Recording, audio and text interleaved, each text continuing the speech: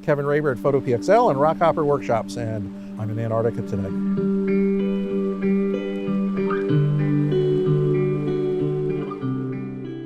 Been very privileged to have Art Wolf as an instructor with me, along with Michael Durr. Art and I have traveled around the world doing a number of workshops together. He motivates me every time I see his pictures. He motivates me every time I'm with him.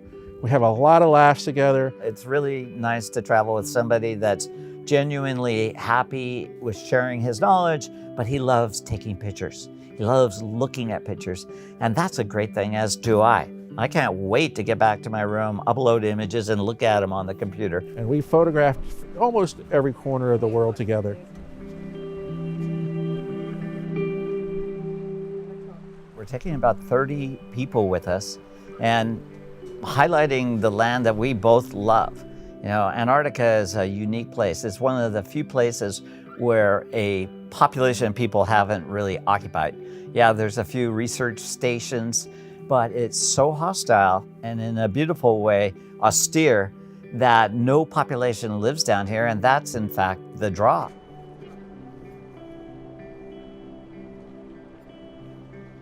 You know, I want to fulfill what people expect of an instructor.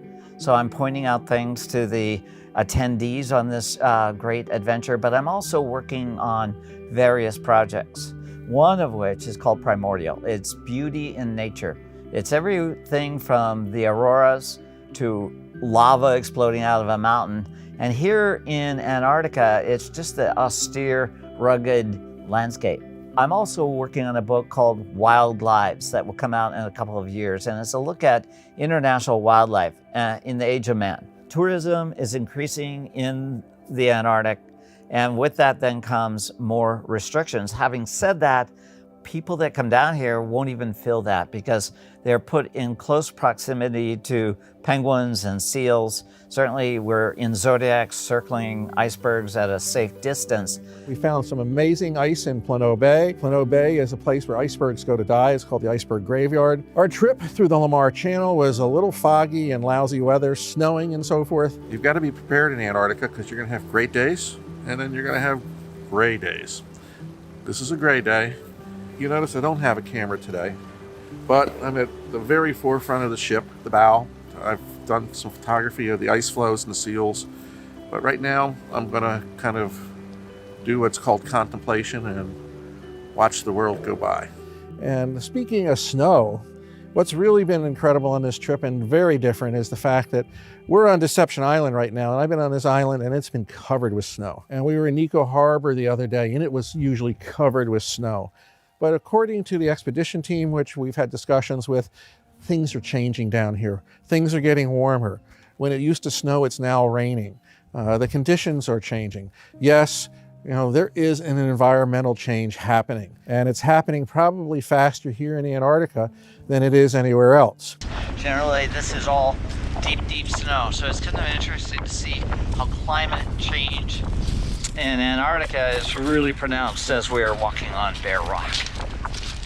I think we get a measure of the speed of climate change basically by looking at how fast glaciers are receding in North America's Arctic, but also here in Antarctica. Suddenly we have satellite photos of icebergs the size of states breaking off from the Weddell Sea ice shelf or the Ross ice shelf. And these are really indications of what's happening with our climate. Sure, there's hot days in North America and cold days, but down here it's unequivocal that climate is changing, and it's a great measure. So these are hot spots. These are hot spots for the news and for people's awareness. As rugged and wild as this land is, it's also extraordinarily fragile. There's millions of penguins that rely on the pristine waters and the environment for survival.